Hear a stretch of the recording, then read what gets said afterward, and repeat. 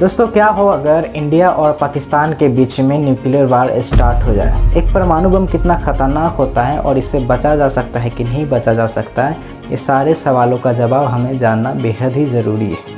क्या परमाणु बम को ही हवा में डिस्ट्रॉय किया जा सकता है? परमाणु बम के मामले में कौन ज़्यादा पावरफुल है, इंडिया ज़्यादा पावरफुल है या पाकिस्तान ज़्यादा पावरफुल है? अगर 15 मिनट पहले आपको पता लगता है कि आपके एरिया में परमाणु बम से अटैक होने वाला है तो आपको क्या करना चाहिए? चलिए जानते हैं इन सारे सवालों का जवाब आज के इस वीडियो में।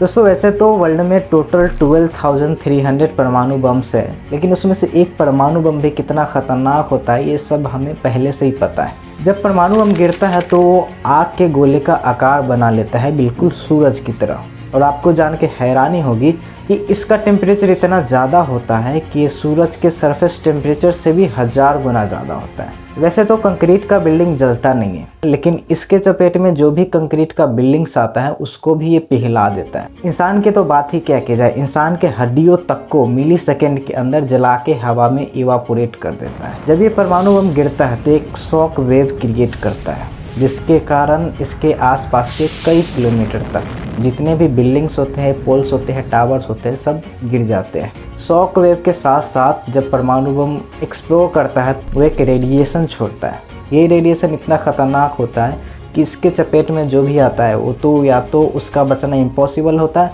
अगर बच भी जाता है तो हमेशा के लिए बीमार होता है और उसका नेक्स्ट जनरेशन भी बीमार ही पैदा होता है। वैसे तो हम सूरज पे खुली आंखों से लगातार देख नहीं पाते, लेकिन इमेजिन कीजिए कि अगर एक ऐसे परमाणु बम की ब्लास्ट को देखना जिसका टेम्परेचर सूरज के सरफेस टेम्परेचर से 1000 गुना ज़्यादा होता है, उसको अगर देख ले तो क्या होगा। आपने अगर गलती से भी 100 किलोमीटर दूर से भी परमाणु बम को एक्सप्लोजन को देख लिया तो आप हमेशा के लिए अपना आँख खो देंगे, आप कभी फिर देख नहीं पाएंगे। सवाल यह है कि ये इतना खतरनाक परमाणु बम है तो क्या इससे बचा जा सकता है? बचने का कोई तरीका है? तो आंसर इज यस, लेकिन ये डिपेंड करता है कि परमाणु बम का साइज क्या है और आप कितनी डिस्टेंस पे है। फॉर एग्जांपल के लिए एक 10 किलो टन का परमाणु बम एक्सप्लोर करता है तो वहाँ पे 300 मीटर रेडियस के अंदर जो भी होगा उसके बचने का चांसेस 0% होगा।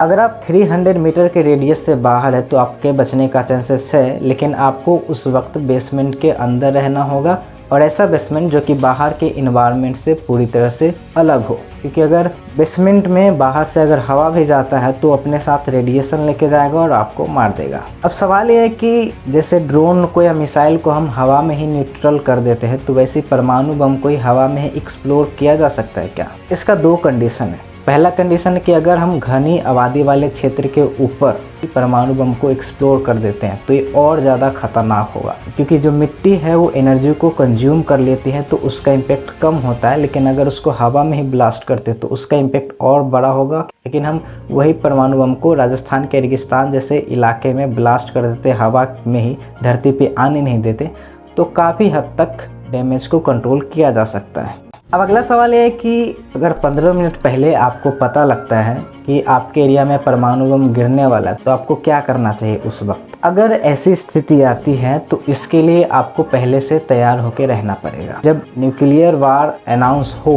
उसी समय आपको हर एक ज़रूरत चीज़ों को अपने साथ रख लेना है ताकि ज़रूरत पड़ने पे आप वहाँ से भाग सके। वो ज़रूरत की चीज़ हो सकती है, पैकेज्ड फूड हो सकती है, वाटर बोटल्स हो सकती है, ज़रूरत की मेडिसिन हो सकती है। एक मेडिसिन है जो आपको कभी भूलना नहीं, वो है पोटेशियम आयोडाइड। पोटेशियम आयोडाइड एक ऐसी दवाई है जिसको आप कंज्यूम कर लेते हैं तो उसके बाद जो परमाणु बम से निकलने वाला रेडिएशन है वो आपके शरीर के अंदर नहीं जा पाता है, तो आपके लिए काफ़ी हेल्पफुल होगा। 15 मिनट पहले आपको पता लगता है कि आपके एरिया में परमाणु बम गिरने वाले हैं तो सारी ज़रूरत के चीज़ के साथ आपको वहाँ से जितने दूर हो सके उतना दूर भागना है, लेकिन हाँ, भागते नहीं रहना है, नहीं तो आप कभी बच नहीं पाएंगे। 1 किलोमीटर या 2 किलोमीटर आगे जा कर के आपको किसी बेसमेंट के अंदर छुप जाना है।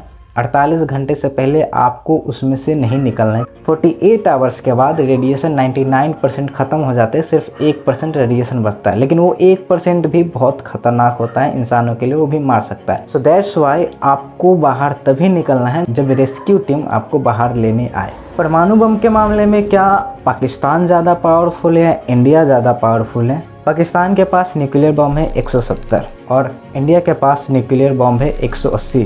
नंबर दोनों सेम लग रहे हैं, लेकिन इसमें आसमान ज़मीन का फ़र्क है, क्योंकि पाकिस्तान के पास मैक्सिमम साइज़ का जो परमाणु बम है वो 30 से 40 किलोटन, लेकिन इंडिया के पास मैक्सिमम साइज़ का जो परमाणु बम है वो 250 से 300 किलोटन का है, जो कि 8 गुना ज़्यादा पावरफुल है। अगर हम बात करें मिसाइल की, जो परमाणु बम को लॉन्च करने की भी ज़रूरत होती है, तो पाकिस्तान के पास 2000 किलोमीटर रेंज से बड़ा कोई मिसाइल नहीं है, लेकिन इंडिया के पास 5000 किलोमीटर तक के रेंज का मिसाइल है, जो कि यहाँ से टर्की को भी टारगेट कर सकता है अगर ज़रूरत पड़े तो। सो बेसिकली अगर इंडिया और पाकिस्तान के बीच में फुल फ्लेज न्यूक्लियर वार होता है, तो जब तक पाकिस्तान इंडिया के एक शहर को टारगेट करेगा, तब तक इंडिया पूरे पाकिस्तान को ख़त्म कर देगा। वैसे तो India no first use policy का मेंबर है, जिसका मतलब होता है इंडिया पहले परमाणु बम का यूज़ नहीं करेगा, लेकिन अगर पाकिस्तान पहले इसका यूज़ करता है तो इंडिया इसका जवाब ज़रूर देगा, और ऐसा जवाब देगा कि अगले दिन पाकिस्तान पूरे वर्ल्ड से विलुप्त हो जाएगा, हमेशा के लिए ख़त्म हो जाएगा। जय हिंद।